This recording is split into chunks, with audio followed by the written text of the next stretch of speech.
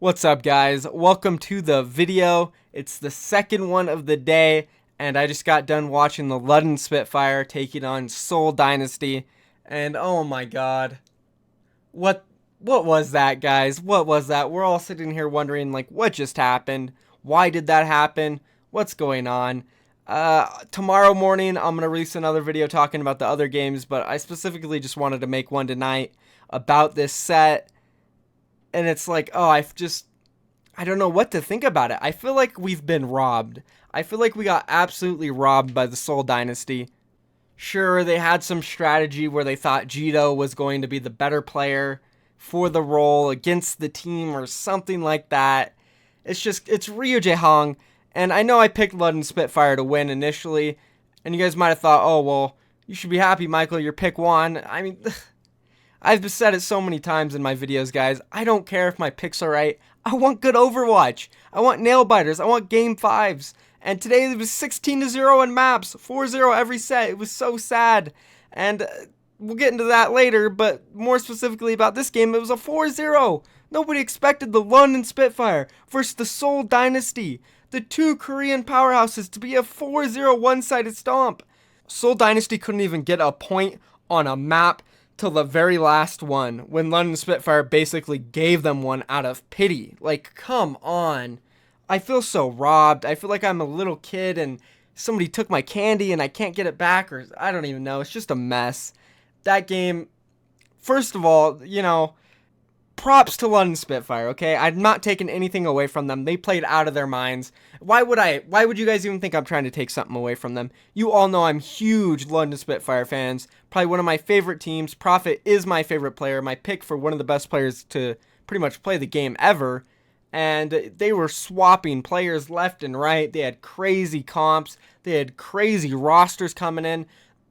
I don't know if they fielded every player on their roster. That's something I'd have to check, but they fielded at least 10 of their players. They fielded a lot. They subbed 5 players out from Game 3 to Game 4. We saw Fury, we saw Huyal, we saw Jester. I think maybe Fisher was the only player we didn't see play. Yeah, we saw Hureg, we saw Rascal, we saw Closer, Hagopen, Nuss. We saw them all, dude. Bedosin, we saw the entire... I think Fisher's the only player we didn't see from the London Spitfire. They played 11 players against the Seoul Dynasty. Meanwhile, Seoul Dynasty played the same 6. And Ryujehong wasn't one of those 6! And I really just hoped I'd be sitting here talking to you guys about, wow, what a hell of a game. It was amazing, so close. Game 5, this, that. Pretty much like I did with the New York Excelsior and Seoul Dynasty game last week. But I'm not. I'm sitting here confused, dazed, lost. Why on earth would they not run Ryujehong? He is, if not the best player on the world, at least the second. And you're going to sub him out for a player who, yes, Jito is good. Yeah, he's good. But that wasn't even his main role to begin with. I mean, maybe Seoul Dynasty brought him on to play flex support, but initially, this guy was a Tracer and a Genji player for Lunatic High. He's never really had any high pressure situations. He's never even had medium pressure situations being played. The guy played Zenyatta against Shanghai Dragons. That's it. That's the only experience he has on the flex support role against the freaking Shanghai Dragons when they were destroying them. I don't understand what their thought process was. I mean, come on, guys. Really? You thought they would... Oh, God. Did they really think that Jito would be more prepared to play against the London Spitfire than freaking Ryujehong, the man himself? I don't know. Very questionable. And I've had a lot of people come up to me and say, oh, well, the London Spitfire, they're going to be in trouble against Seoul Dynasty because GC Busan's ex-coach is now the coach for Seoul Dynasty. And this coach was with GC Busan when they won Apex Season 4 and APAC Premier when they went on that crazy run where they destroyed everybody. Lunatic High 3-0 twice, 4-0 against Kongdu, runaway in the finals. So that coach was regarded to such a high level, and then he went to Seoul Dynasty, so everybody's expecting, he's going to be able to just counter them and take them out very easily.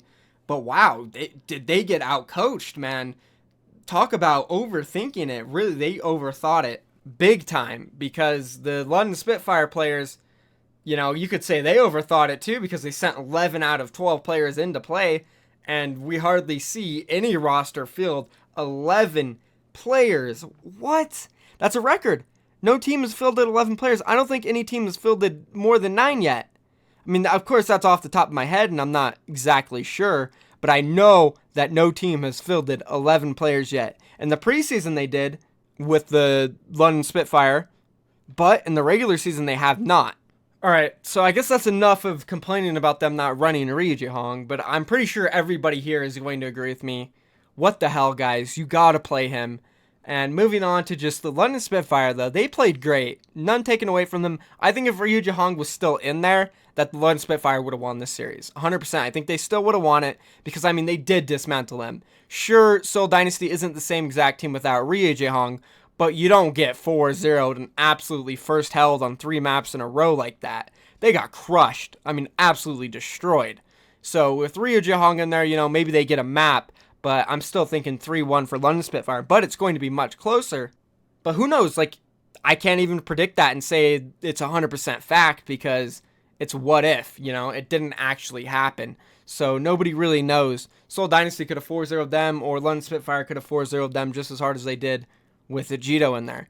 So regardless of that, the London Spitfire players played insane. Jester is just a monster. That guy is so good, and he's got such a great personality. Man, do I love that guy. He's got the Yeezys on. Bro, he comes out, you know, riding the wheel and stuff like a pimp. It's funny, man. That guy's got a personality, which I love to see. Prophet, I've praised him for being such a good player. Flipping off the camera. These guys are crazy, bro. The London Spitfire, I'm just going to label the London Spitfire as the bad boys of the Overwatch League. There's no reason not to.